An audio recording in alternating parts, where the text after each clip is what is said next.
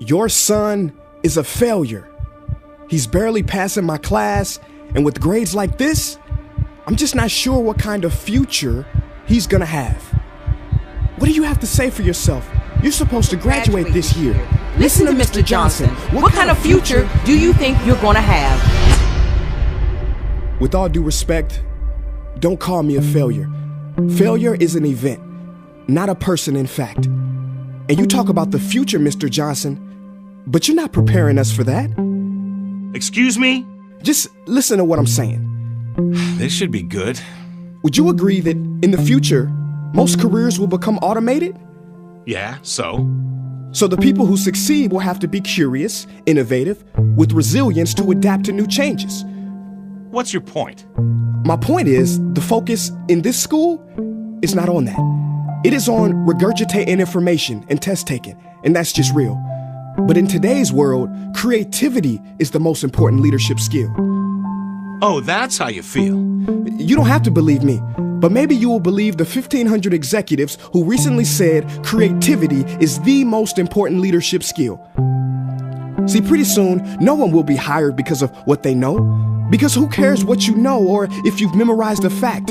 We've got Google and Siri for that. In the future, people will be hired because of what they can do with their knowledge. Can they creatively solve real-world problems, not just follow instructions or directions and bubble in multiple choice questions? So, Mom, that's why I'm stressed, because these robotic tasks we learn in school should stop. Because no one can do a robot's job better than a robot.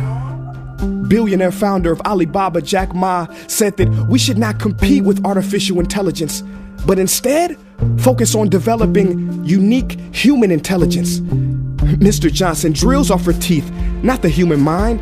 So these repetitive knowledge-based tasks we must leave behind.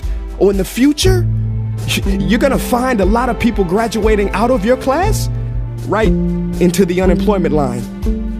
See, many top companies today don't look at grades. Mom, that old way is expiring. Google has been quoted as saying GPAs are worthless criteria for hiring. Founder of Tesla, Elon Musk, agrees. So I say this with unease and sorrow. If you continue to teach today as you taught yesterday, then you rob us students of tomorrow. Mr. Johnson, I'm gonna keep it real with you. Sometimes sitting in your class is tough. I'm constantly thinking, if I don't look up at the clock, maybe it'll speed up. So I listen to you do my work and pay attention, feeling like an hour had to have gone by. But it was only 3 minutes. So if you wonder why we're bored in class, look, you want to get a kid to hate reading? Give them this, a school textbook. And some people think it's our fault, and that hurts me. They say you can lead a horse to water, but you can't make him drink. And to that I say no. Firstly, you can put salt in that horse's hay and make him thirsty. And if you bring joy in your classroom, you can make any bad student nerdy, as he or she discovers the beauty of truly learning. Mr. Johnson, I mean no disrespect. You have the most important job on this planet. You build, create, and save lives. But if you really care about my future, like you say, then you have to fully commit and ask yourself honestly, how do I prepare a child for a future that doesn't yet exist? Here's a hint. The answer is not found in this. It's using this and this.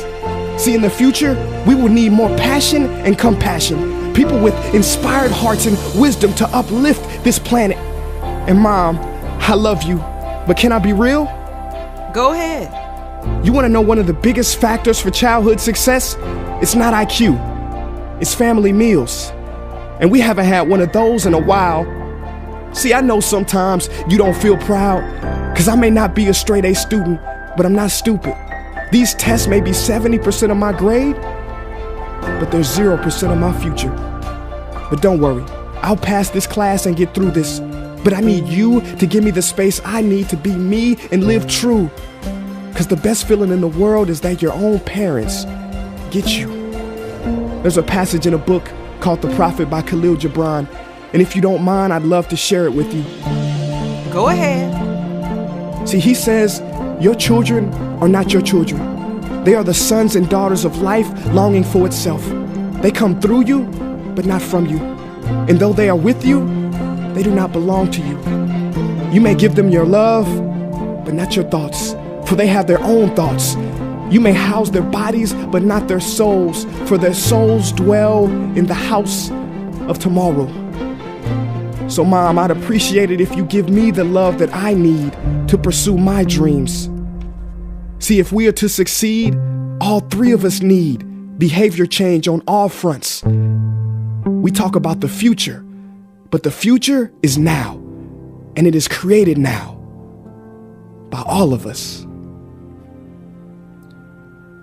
I've never heard you speak like that before. Yeah, I didn't know. But I'm going to reach out to administration and try to change some things. You have my word.